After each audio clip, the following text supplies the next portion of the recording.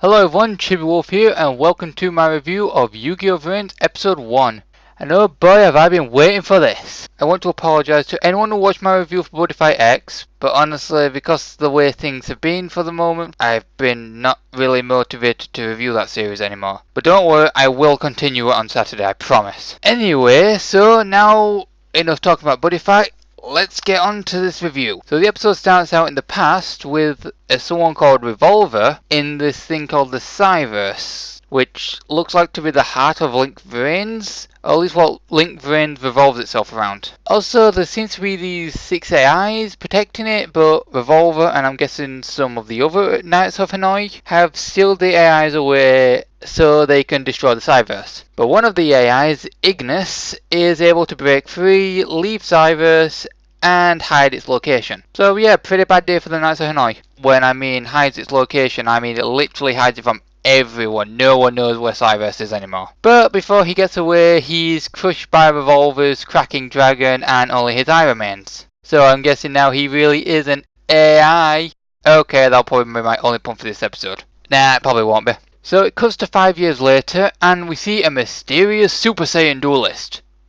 Oh come on, he's got spiky blonde hair and green eyes. If that doesn't say Super Saiyan, I don't know what does. And this Super Saiyan duelist is known as Playmaker. It looks like he very easily beats one of the Knights of Hanoi. We can also see that Ignis was watching this duel. I'm guessing because he got bored.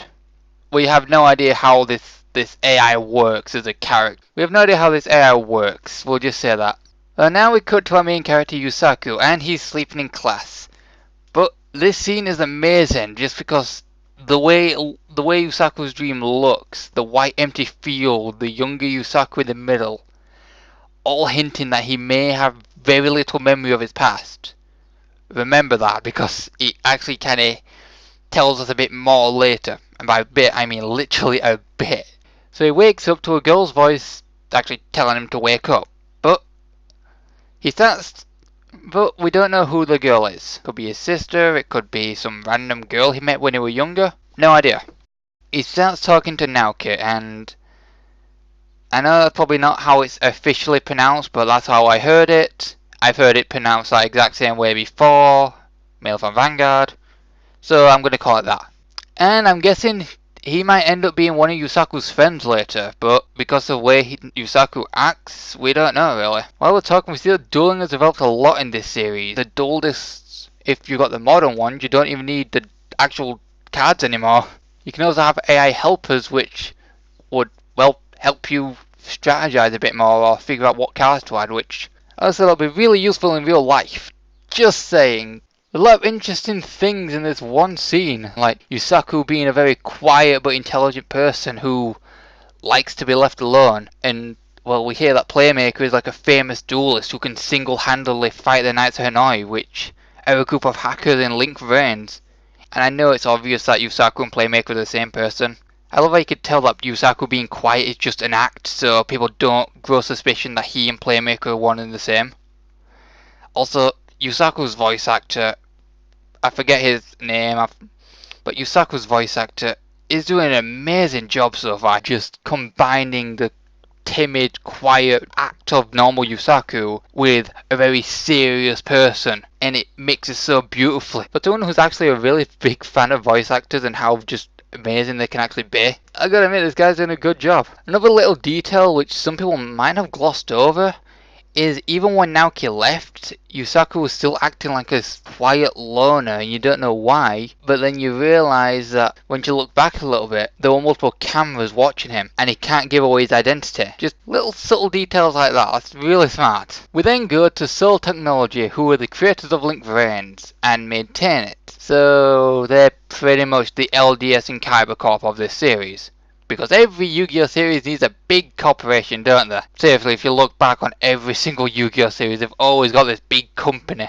I don't know why, I guess just, is it supposed to be like a reference to Konami themselves? If so, that's pretty brilliant. Anyway, so Soul also looking for Ignis, just like the Knights of Hanoi. And the head of Soul, all we know is he goes by the alias Bishop. And he is literally a giant bishop piece from chess.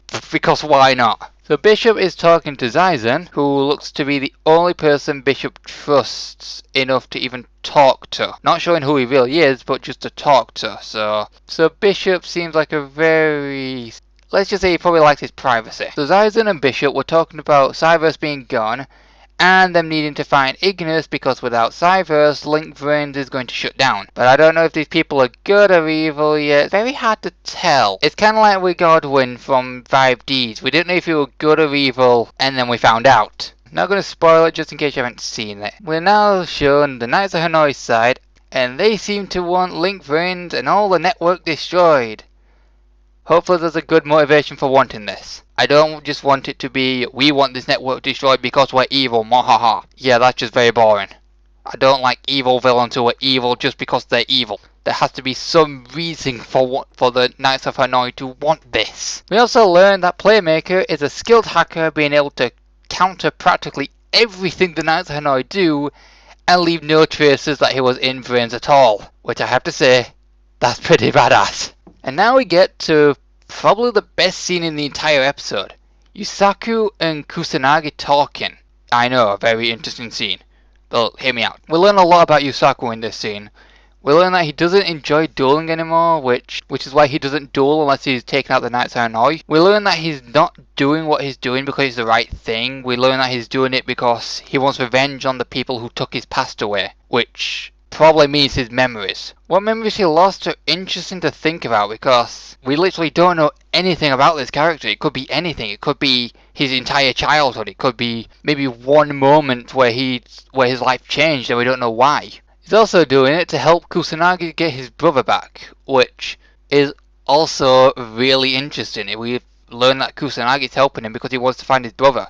We don't know who's took his brother. We don't know if his brother's alive or dead. We don't know if he got brainwashed. Yeah, it's very interesting to theorize what happened. Can I just say the music and voice acting for the scene is beautiful. I'm sorry if I'm sounding like a fanboy, but this episode is amazing. But there are a few things I didn't like, which I'll get to. But another great thing is I really enjoy Kusanagi and Yusaku's talk with each other. You can tell they've been friends for a while now. Also, Kusanagi's hot dog cart also being their base for operations remind me a lot of Breaking Bad. I'm sorry, I just found that really funny, and if that's supposed to be an actual reference, that's brilliant. So it then starts being a three-way race to see who can get Ignis first. Soul Technology, the Knights of Hanoi, or Kusanagi and Yusaku. As much as I really did like this scene, this entire sequence of them like trying to race to get Ignis, we did get a very cheesy line from Yusaku where Kusanagi says it's impossible, and then he says it is possible if we work together. Sorry, I just found that really cheesy, and it didn't sound right coming from Yusaku, who seems to be much more of a mature person than past protagonists. So as the race to get Ignis starts, you can tell that Soul are smart using their two charisma duelists to hide the scan to find Ignis from the public. I'm sorry, I just gotta say it. I love Blue Angel's design, and it's probably the best Link Vrains avatar I've seen so far. But I'm not gonna say why for those people who haven't seen the spoilers.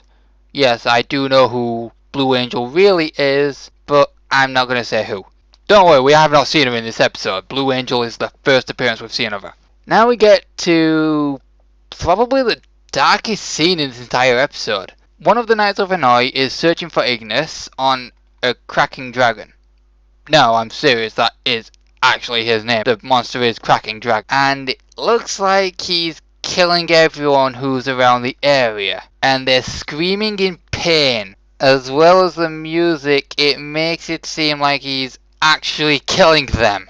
And all souls say is accounts are being erased. So I don't know if it's when you die in Vrains you can't log back in, or if it's like a certain other anime that takes place in a virtual reality where if you die in Vrains you die in real life. Either way, the people are clearly in pain when this happens, and it's terrifying to think about. So Yusaku finally gets Ignis, and he kind of manipulated everything, to be honest, which are again pretty brilliant. It just shows how intelligent this person is. He's also intelligent by trapping Ignis in his dual disc. And when that happened, Ignis' reaction is really funny.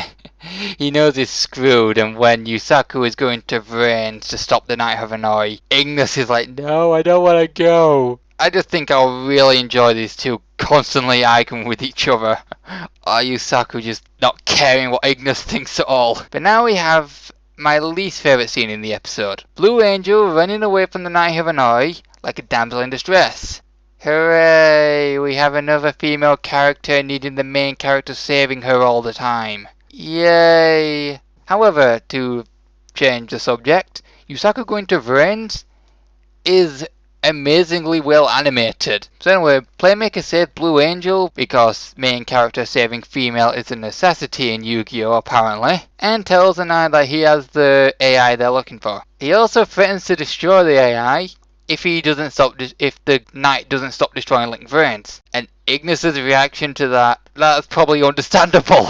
And because Ignis is now a dual AI, the knight has to beat Playmaker in a duel if he wants Ignis. And it looks like every single person in the city is going to watch the duel. As they're getting ready to duel though, Ignis tells Playmaker he won't be able to win. So he gives him just a tiny bit of help by unlocking the data stream, which we actually heard about earlier on the episode. Which, it was kind of obvious that we were going to see the data stream by the end of the episode. And by kind I mean it was very obvious, especially if you watched Yu-Gi-Oh before. So now they can have a speed duel, which, you know what that means? Card games on hoverboards! Yes, they're actually going to be riding hoverboards across a wave of digital wind to play a children's card game. And when I say they're going to be riding the wind, it reminds me so much of Vanguard with Leon. Don't get me wrong, Leon was an amazing character and I really enjoyed every scene he was in. But I just love that it's just, they're going to be riding on hoverboards over wind because why not? Now I just want to add some final thoughts. First, the music for this episode, it was amazing, especially near the end. The theme song when Playmaker's attacking. Hopefully that's going to be his main theme because that was amazingly orchestrated. Second, I will be calling the characters by their avatars if they're in Link Vrains, which is why you heard me call Yusaku Playmaker at the end, just to establish where in the episode I was talking about. And just because it's easier on me, because I find it a lot easier when I'm calling the character by their technically official name, which when they're in Vrains it's technically their avatar, so. And finally, before I end, I want to tell everyone how the speed duels will work. If it ends up changing by the next episode, it's not my fault, the information I got might have changed. So here's how they work. Each player will only have 20 cards in their deck, instead of 40 like normal duels. They can only have 5 extra deck monsters, and here's the best part. There's only 3 monster zones and 3 spell and trap zones. Yep, everything else is pretty much the same. Except there's no main phase 2, so after your monsters are done attacking, that's it, you have to end your turn.